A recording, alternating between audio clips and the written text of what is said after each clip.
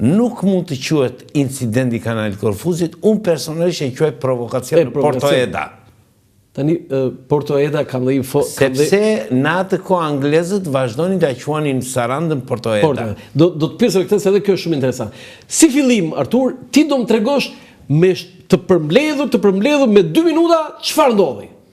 Që gjithë ata që na ndjekin, duhet të jenë të qartë, ore çka ka ndodhur? Se ne kur dëgjojmë fjalën incident, është gërvishur në një anglez thonë ata. Në fakt janë vrarë 44 dhe 42 janë plagosur. Tani, çfarë ka ndodhur në 2 minuta? Na trego për gjithë ata që na ndjekin. Jo për mua, për gjithë ata që na ndjekin. Para se të vemi te incidenti, duhet të kuptojmë situatën para incidentit. Po, kishte një situatë, shiko. Të tensionuar. Greqia ishte në situatë në luftë civile. Komunistët ishin duke marrë pushtetin, po në këtë periudhë. Vendet si Bullgaria, Shqipëria, Jugoslavia ndihmonin komunistët të drejtuar nga Bashkimi Sovjetik. Shqipëria dhe Greqia ishin në gjendje lufte, jo vetëm për shkak të ligjit luftës të vitit 1940, po dhe situata në teren ishte tepër luftarake. Kishte incidente kufitare për ditë, jo nga 1 dhe 2, po incidente kufitare të shpeshta. Forcat angleze, pra në situatën që ishim, Marina Britanike ishte dislokuar në Korfuz, në Greqi. Pra që do thotë, në këtë situatë... Se ishte atje? Ishte që mbas luftës 2, mbas fitimit luftës 2. Se nuk që ikur, mbaroj... Sepse Greqia në marrëveshjen e Jaltës ishte pjesë e perëndimit. Po çdo dhe Britania le të ishte perëndim. Po mirë, po Greqia është një nga pikat më interesante ose një nga interesat më të mëdha të Britanisë strategjik në mesdhe, që është Greqia, Malta dhe Kipro. Po, dhe ndërkohë dhe ne, Jugoslavia ishte këmbkryq në Shqipëri. Këmbkryq në Shqipëri dhe kjo është element shumë i rëndësishëm. Dhe këtë do ta shijojmë mbrapa që si ndodhi incidenti. Po prit, jo, kjo situata. Shqipëria ishte duke aneksuar. Nuk u vendosën marrëdhënie me Britaninë. Jo, Shqipëria nuk vendosi marrëdhënie, por ata e njohin qeverinë shqiptare dhe në mars të vitit 46 marrëdhëniet u shkëputën për shkak të mos pranimit të kthimit të general të kolonelit të majorit Smith. Po më ka një histori në fakt. Tjetër, nuk u vendosën marrëdhënie me amerikanët, me Shtetet Bashkuara të Amerikës dhe u dëbua misioni këtu. Pra, në ndodhi incidenti 15 majit, kishin ikur dhe Amerikanët dhe Britanikët nga Shqipëria. Jo, Amerikanët jo të gjithë, kishte ikur vetëm një pjesë dhe kishte ikur... Ose ishin thyer keq marrëdhënie. Po pastaj në tetor kanë ikur Amerikanët. Ishin thyer... Tani, për 2 minuta na tregon çfarë ndodhi. Në këtë situatë, si zakonisht, siç ndodhte rëndomt, anijet britanike lëviznin nga Korfuzi dhe dilnin në Jonin Verior.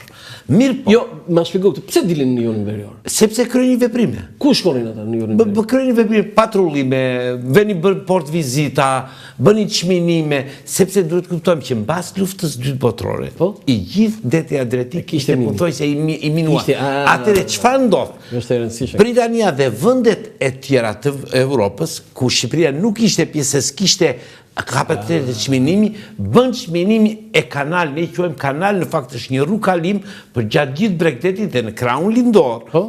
Ishte një kanal i cili vinte nga Patrasi, vinte në Igumenic, vinte në Sarand, vinte në Korfuz, në Sarand, në Imar, në Vlorë, pra të gjitha anijet ku lëviznin nga jugu në veri apo nga veriu në jug, nuk kalonin sipas rrugëkalimit tani, kalonin në këtë korridor që ishte pastruar.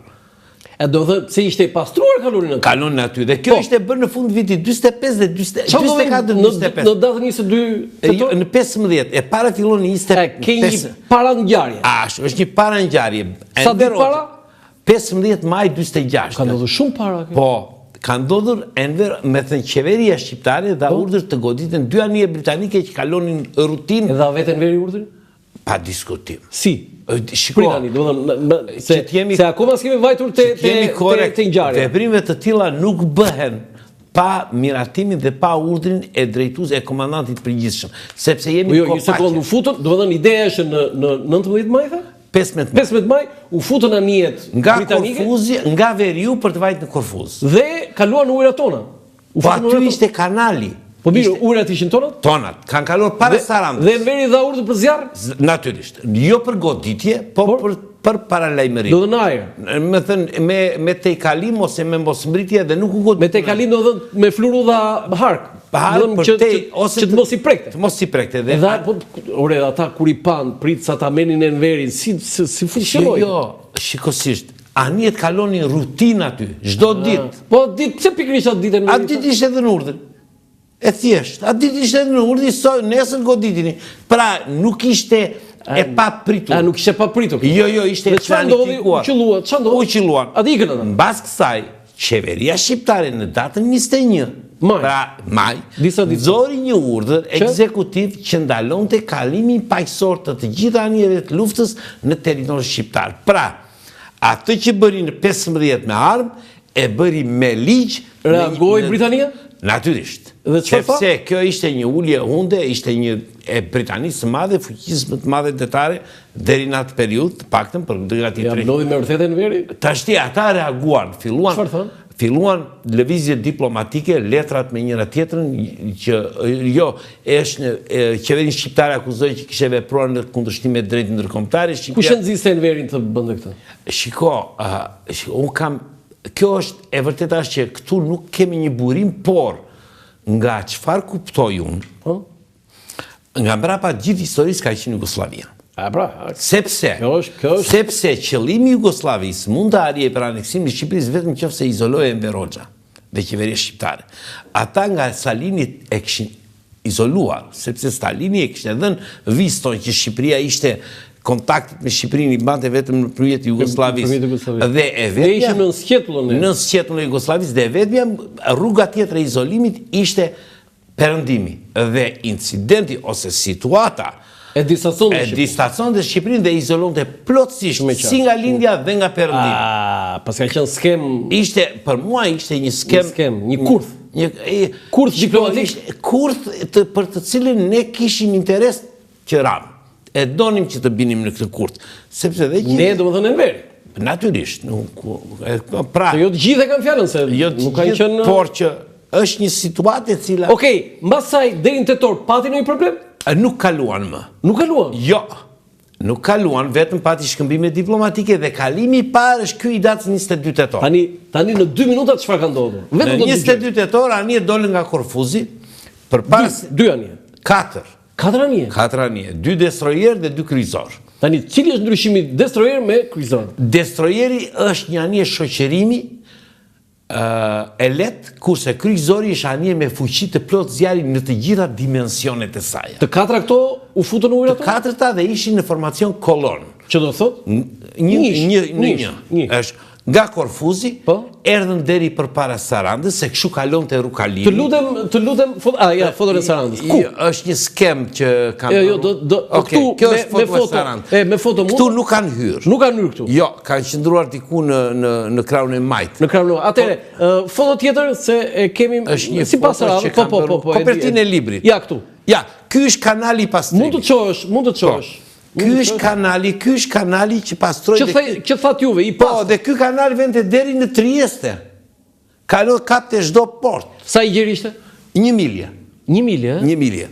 Dhe ky kanal vinte nga zakonisht një shkolon kalonin aty. Jo, kalon njëri, po kur kaloni gjithmonë kaloni ngjitja e lartë bëhen në krahun e djathtë dhe zbritja bëhen në krahun e Majt. Por të gjitha anije nuk kalonte asnjë anije këtu. Të gjitha kalonin vetëm në këtë kanal. Po, atë çfarë ndodhi? Ku kaluan? Përsëri këtu në 22 tetor. Po mirë, aty janë ujërat tona?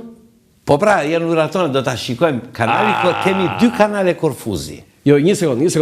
Këtu jemi në gjuhën e Sarandës brenda. Tani ti the që nga 15 maj nuk kishin kaluar. Jo, dhe Shqipëria kishte pezulluar të drejtën e kalimit paqësor, që do të thotë që ato nuk mund të kalonin më, sepse kishte urdhër ekzekutiv të shtetit shqiptar.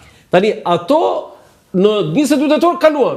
Se ishte demonstrim force? Jo, vetëm kaluan, po kishin nxjerrë dhe urdhër operacional për kalimin dhe një njeri me kamerë vazhdonte dhe filmonte se ata e dinin që do ndodhte diçka. Prandaj kemi atë foton e? Pikërisht. E dini që? E dini që do ndodhte, sepse është shkruar në urdhrin operacional. Që dini që do ndodhte pritën Po, sepse u goditën. Zë makina mua. Po, u goditën datën 15 dhe ata prisnin këtë goditeshin me artilleri në datën 22. E mirë, po jo nga minat. Nuk dini gjë ata që ishte minuar. Po pra, ata mendonin që do na qellojnë me armë. Po, dhe urdhri operacional thoshte, në rast se goditemi nga toka, nga Saranda, të kthehet, më thënë, zjarri të kthehet, por keni kujdes objektivat civil. Çfarë ndodhi? Atëra anjet kaluan, erdhën këtu që është afërsisht tek kjo kanali Çukës, u kthyen për në drejtim të Kepit Qefalit. Te Dodona, ty afër atij hotel Dodona? Po, 800 metra është, kjo këtu është 800 metra nga kanali. Kjo këtu është 1 kilometër e gjysmë, 1.2 kilometra. 800 metra është ajo nga kanali Çukës. Po, dhe bie para këtu. Po, Suamare. Gjithmonë në ujërat tona. Në ujërat tona, mu këtu ja kur Saranda. Po? Bie këtu. Po? Suamares ishte e dyta në linjë. Ishte Mauterius, Suamares, Volazh dhe Linder. Po? Tashti, dhe bie e dyta. Po? Atere, komandanti i skuadronit, që ishte, ata nuk e prisnin goditesh nga toka. Dhe shpërtheu e para. Shpërtheu. Vdiqën X u 42 këtu kam vdekur. Vetëm tek ajo. Vetëm jo të dyja. Jo. Dhe atere komandanti i skuadronit, që ishte admirali Kinahan, dha urdhër ani e parë të niset në drejtim të Kepit Qefalit, ani e dytë të niset në drejtim të Korfuzit, dhe ania e tretë që ishte Volazh rimorkion Suamarezin dhe niset në drejtim të kundërt për të ardhur në Korfuz, për të kthyer. Po sipas kanalit. Po çfarë ndodhi? Në momenti që kthehet dhe vin këtu, duke tërhequr Suamarezin, bie dhe Volazhi në minë. Tashti, këtu është historia më interesante. Se? Sepse Suamarezi bie në bash dhe i përkulet bash i anijes. Dhe Suamarez nuk lëviste dot më me bash, sepse e pengonte, ishte shqyr bash. Nuk e të vishte dot, domethënë. Atëre ç'a bën komandanti i anijes, e pret bashin. E shërron? Po, me oksigjen. Pak ishte ngelur, domethënë dhe ishte gati për të kthehet me kiç, e vendos Suamarezin me kiç dhe vetë ikën në bash dhe vetë ikën me kiç. Kjo është? Ja, pikërisht. Shiko si e ka tërhequr dhe ikën në këtë drejtim për në Korfuz. Do të kthehet. Po, kthehet. Sepse drejtimi është shtej. Po, ky është bashi i Suamarez. Do të bashi është pjesa e përparme. Merr aty gjendet kjo është Volazhi. Aty gjendet Suamarezi, e tërheq dhe ikën me kiç deri në Korfuz. Me kiç? Me drejtim nga mbrapa. Nga mbrapa, pjesa mbrapa. Bashi dhe kiçi. Dhe ikën mbrapa deri në Korfuz, derisa vend të dy anijet në Korfuz. Dhe në kujtimet e tij, ose dhe në dokumentat zyrtare që kanë ardhur më vonë të admiralit Kinahan, ai në fakt në të gjithë komentet e tija përmend komandantin e Volazhit si një nga heronjt e incidentit. Po mirë, ata të vdekur ç'a ndodhen në ato momente? Ata tani një pjesë e tyre ishin anije. Të vdekur? Po, të vdekur. Dolën dhe në tokë, dhe u dorëzuan. Ku, në Sarand? Po, në Sarand. Dolën këtu. Kanë dalë këtu. Dolën, a? Po. Sa? Mund të kenë dalë 2 ose 3. Dolën materiale shumë materiale. Do edhe të mbijetuar? Jo, të vdekur. 2 ose 3 kanë dalë këtu në... Si dolën aty? Po dolën nga rryma. I nxori deti. Nxori deti. Jo vetë këta të konstruit. Nxori deti. Nxori deti, Nxori deti. Këtu në Sarand, kapiteni portit, që në atë kohë ishte Kel Nonaj, një oficer ish marinës mbretërore, i diplomuar në 29 oficer, dërgon një lanç për t'i dhënë ndihmë, këta nuk pranojnë, gjithsesi ditën tjetër. E dërgoi një mjet lundrim. I dërgoi një mjet të vogël për të kërkuar ndihmë, nuk pranuan ndihmë. Nuk pranuan. Dhe ditën tjetër, dhe mbasi për një javë rresht, është bërë kontrolli të gjithë zonës dhe çdo material që gjendej merrej, grumbulloi dhe vendosej dhe në fund autoritetet tona u treguan korrekte me këta për shembull të vdekurit, me këta pati korrektësi në trajtimin e çështjes, domethënë sepse ishte detyrë e Shqipërisë, sepse Shqipëria duhet të sillej sikur nuk dinte gjë për minat. Tani do ta sqaroj këtë. Do kjo është ngjarja kaq. E gjithë kjo në sa kohë ndodhi? Kjo ka ndodhur, e gjithë ngjarja ka ndodhur në 3 orë. Domethënë nga ora, po themi 14:53 deri në orën 16:16. Këta kanë dalë nga Korfuzi në orën 14:10 dhe kanë ndodhur deri në orën 17:30. 14:10, 17:30 janë kthyer në Korfuz. Në Korfuz. Për 3 orë. Tani, si u përhap ky lajm? Në Britani, gazetat. Shiko, ky e para që incidenti i kanalit Korfuzit është incidenti i parë i luftës ftohtë. Dhe i më i madh. Dhe më i madhi. Dhe e dyta është rasti i parë që merr në shqyrtim gjykata ndërkombëtare e drejtësisë. Me këtë ka filluar. Dhe është rasti unikal që nuk ka shkollë drejtësie apo marine në botë që mos ta studioj. Dhe në akademinë tonë. Në tërë botën, në gjithë botën. Do të thonë kjo studiohet. Studiohet. Dhe në akademinë tonë ka të paktën 10 vjet që është futur si orë mësimi incidenti kanalit Korfuzit. Unë të paktën në 3-4 universitetet të Tiranës, private dhe shtetërore, e kam dhënë, jam thirrur dhe e kam trajtuar çështjen e incidentit. Do të thotë sot po jepni leksion. Po, unë e kuptova. Jo, me këtë pasqyrim kështu. Tani, kush e dha lajmin e parë? Lajmi funksionon nëpërmjet publik them unë. Gazetat, se atëre gazetat Perëndimi e ka dhënë i parë. Po jo Perëndim, po kush? E di këtë? Britanikët. Po e di cila gazetë? Jo, nuk e di. Këtë duhet bëjë studim. Këtë nuk e di se cila gazetë. Sepse është më e rëndësishme kjo. Sepse nga pikpamja e mënyrës se si e trajtoi incidentin, nuk është objektiv kush e ka dhënë i pari. Jo, themi pari sepse interesi publik pasaj dhe kjo mediatik ka vlerë. Tani, çfarë ndodhi direkt? Reagimi i parë si ishte? Reagimi i parë ishte i jashtëzakonshëm në lidhje me incidentin. Që do thotë? Qeveria britanike akuzonte qeverinë shqiptare. Ore bën një veprim me armë ata? Jo, nuk bën asnjë. Asnjë veprim. Jo. Pse? Sepse ata ishin përgatitur të goditeshin nga toka. Kurse këtu, këtë se kishin edhe, se dini. Ja, këtu përsëri? Jo, kjo është tjetër gjë. Të lutem ktheu dhe një herë atje ku ishim. Pra, ata ishin përgatitur të goditesh nga toka. Këtu ata nuk e dinin nga ishin goditur. E para dhe e dyta. Pse? Sepse gjithë kjo zonë ishte e minuar, pavarësisht se kjo ishte kontrolluar. Ti nuk mund të veproje pa e ditur me 100% garanci që minat i kishte vendosur Shqipëria. Do të thënë, edhe një përgjith, ata që po na ndjekin. Këta ishin të bindur që ajo pjesa aty ishte e pastër. E pastër. Dhe befas ranë në minë. Por, që do të thotë që ishte vendosur ato ditë. Teorikisht po. Por prandaj u bë operacioni i datës 12 dhe 13. Këtë që thashë në fillim. Pikërisht pse? Sepse çfarë u zbulua? Çfarë u zbulua? U zbulua që minat ishin vendosur së fundmi. Sepse një minë. Kush e zbuloi këtë?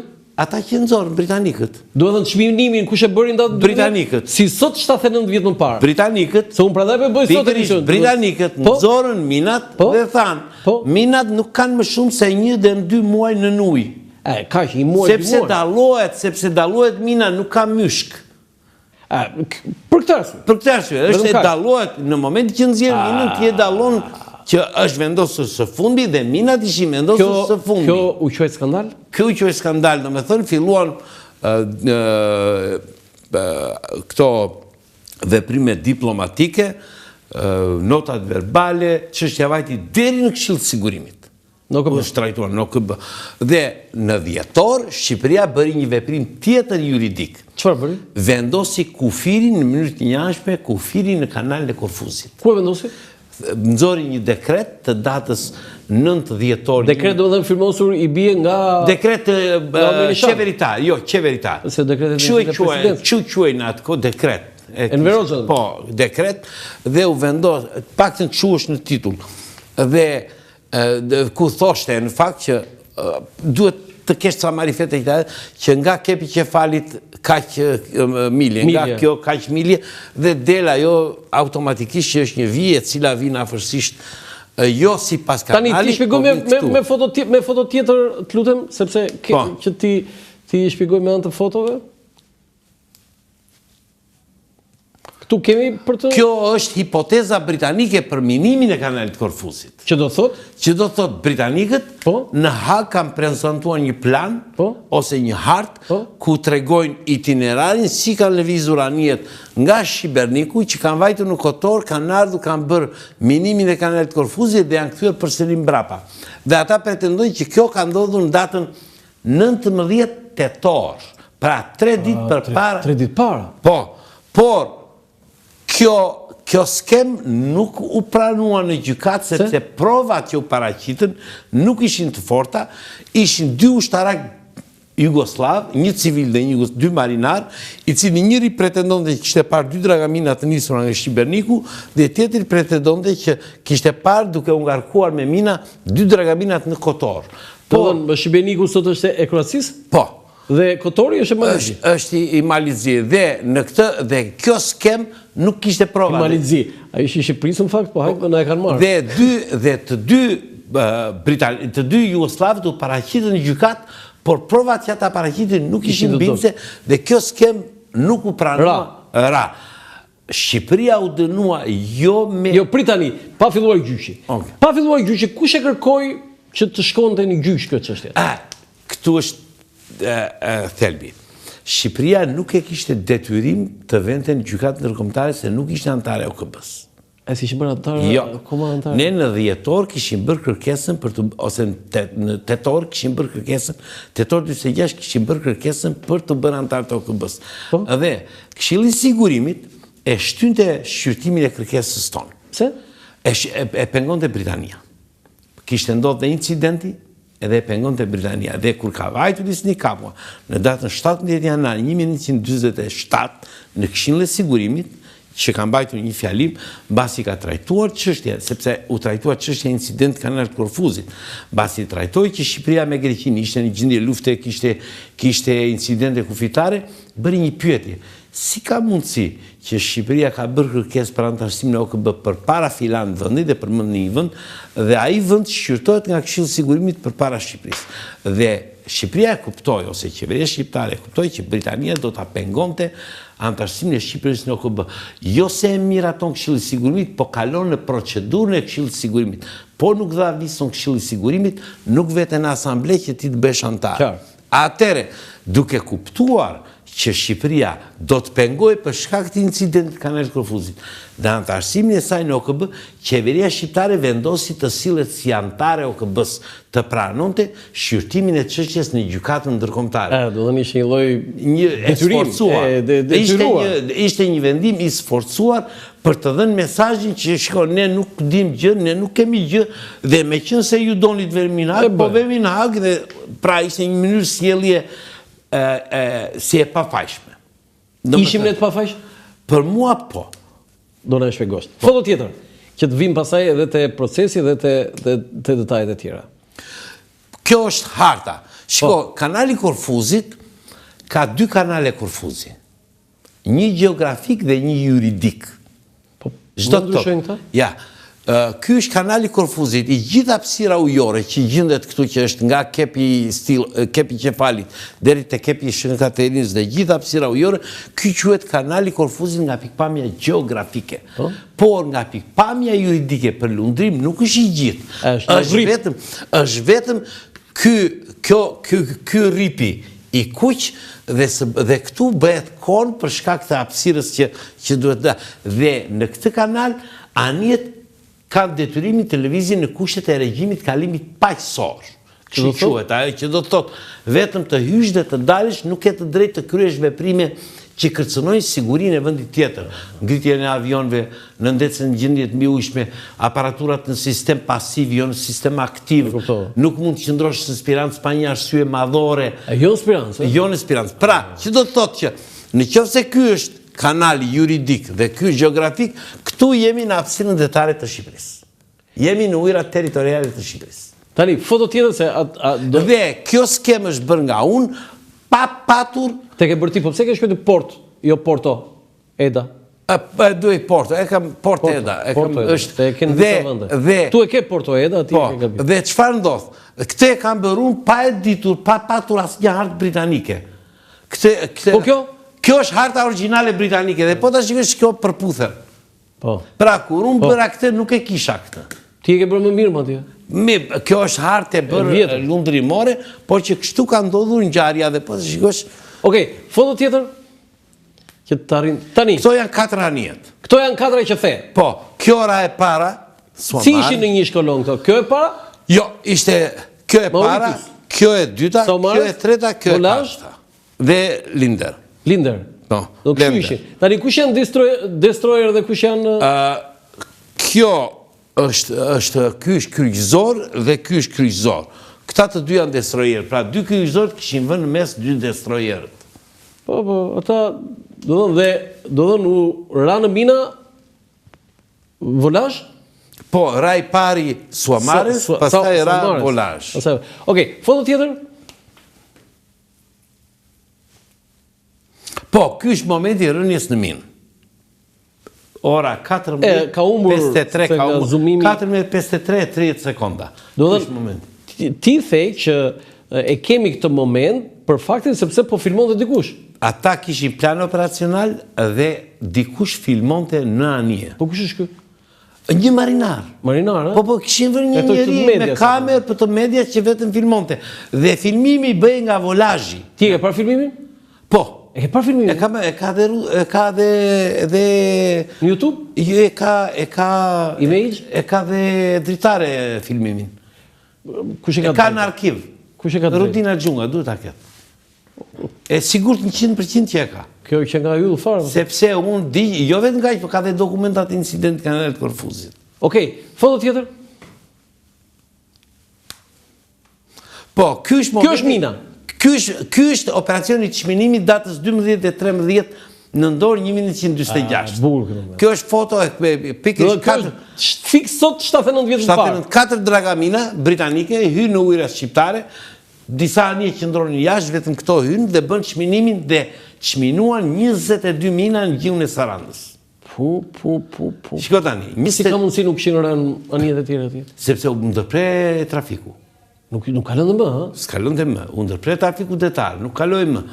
Në moment që bie një anije në minë, trafiku bllokohet deri në pastrimin e saj.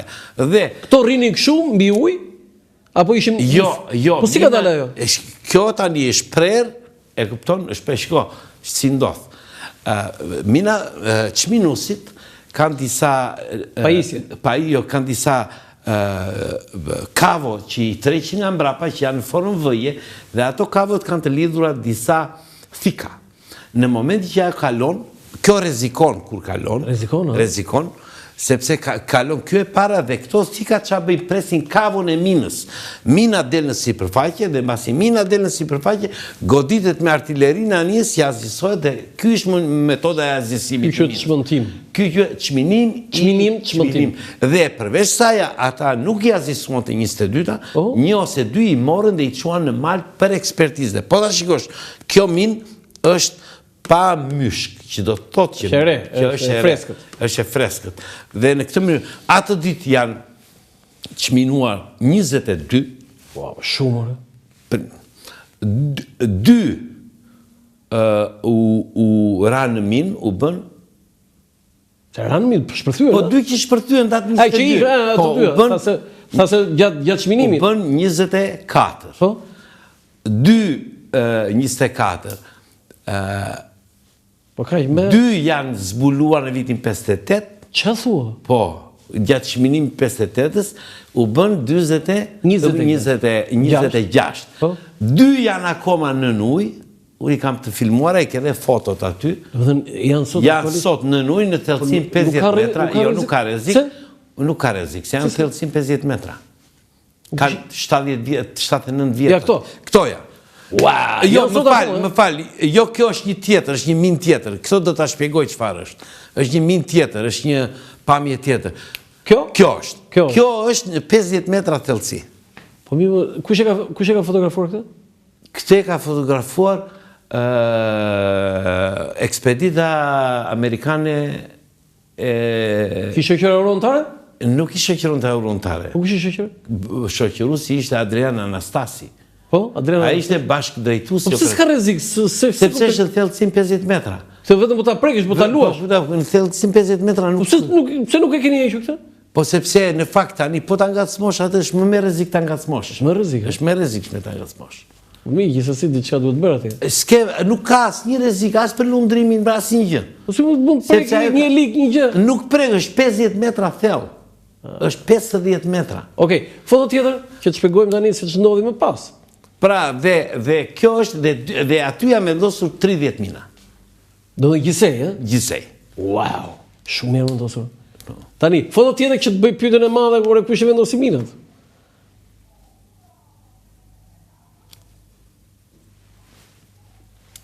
Ja presim një moment, po. Kjo është Mina Hevesja. Kjo është një anije jugoslave. Që unë Pse ke shëruar gjermanët ti? klasi është gjerman, po i është dënë si plaçk lufta e Jugosllavisë, mbas luftës së dytë botërore, është klasi toga dhe unë dyshoj që kjo anije vazhdon të jetë në gjuhën e Korfuzit, në gjuhën e Butrintit, e pa identifikuar dhe e pa pretenduar nga askush. Po të dalim tek ajo foto tjetër. Si, ma thuj çik në Shqipëri, është e fundosur? Është në 50 metra. E fundosur? Po, shiko, në gjuhën, ja do ta shpjegoj. Në gjuhën e Butrintit, në thellësinë 50 metra, gjendet një anije e mbytur, e cila në bord ka akoma mina dhe nuk e pretendon askush dhe nuk e di askush se çfarë anije është. Po si se pretendon? Në Bregdetin shqiptar janë 120 anije të mbytura. 119 dihet çfarë anije është, e kujt është, dita, data, e këto data të gjitha. E vetmi anije që nuk dihet që do të thotë që kjo është ajo që e ka bërë? Që unë dyshoj që kjo është anije që ka bërë minimi bashkë me dy të tjera. Me dy të tjera? Po, kanë qenë dy anije që po ta shikojmë janë mina hekse të klasit mblet. Po, që është një anije tjetër aty. Ja presim një moment. Po kjo është, pra, ishte ajo anije dhe dy të tilla. Dhe po të lexosh librin e profesor Anastasit, atje ka një radiogram të dërguar nga komandanti i Sazanit në atko me Vlan Dervishi, major Vlan Dervishi që ja dërgon shefit të shtatmadhorisë, Mehmet Sheut, dhe i thot, ka qenë data 17 shtator 1946, dhe i thot, për para bazës Sarandës kanë ardhur 3 anije jugoslave. Çfarë të bëj me këto? Nuk dinte gjë ai që do venin 3 anije jugoslave. Mehmet Sheut kthen përgjigjen. Të futen brenda në bazë me fonogram. Atëre me Vlan Dervishi i thot herën tjetër na njoftoni më përpara. Këto janë anijet që kanë bërë minimin e kanalit Korfuzit dhe data e minimit e sakta ngjarja anijet kanë Përkon? Anijet kanë hyrë në Sazan në datën 17 shtator në mbasdite. Minimi është bërë natën midis datës 19 dhe 20 shtator. A që në shtator, një muaj para? Po, një muaj para. Nuk është bërë në tetor, si që tonë britanikët. Data përkon 19, por jo në 19 tetor... Foto tjetër? Ja, presim një moment. Ja, kjo është anija. Anija e mbytur në kanalin e Korfuzit, që është në gjuhën e Butrintit. Ja, kjo është mina që gjendet në bordin e saj. Kjo që thej që nuk ka pronar, nuk i del pronari. Nuk i del pronari. E këpëton, dhe athaja del tani janë bërë vetëm 2 filmime. Filmimin e parë e ka bërë Instituti Arkeologjik Amerikan në vitin 2008, se ata në fakt, shikosino, ata kërkonin për anija antike, në bashkëpunim me Institutin Albanologjik. Dhe ata çfarë bënin? Bënin skanim të fundit detit dhe ku shikonin anomali, dërgonin robotin. Dhe këtu u pa një anomali në fundin e detit, pra që nuk ishte normale konfiguracioni, dërgohen dhe gjetën pikërisht këta anije në fund detit. Foto tjetër? Titaniku, do më thënë. Ja, presim një moment. Këta janë anëtarët e gjyqit. Ja, prita, tani këtu mund të ulesh këtu, se ndërkohë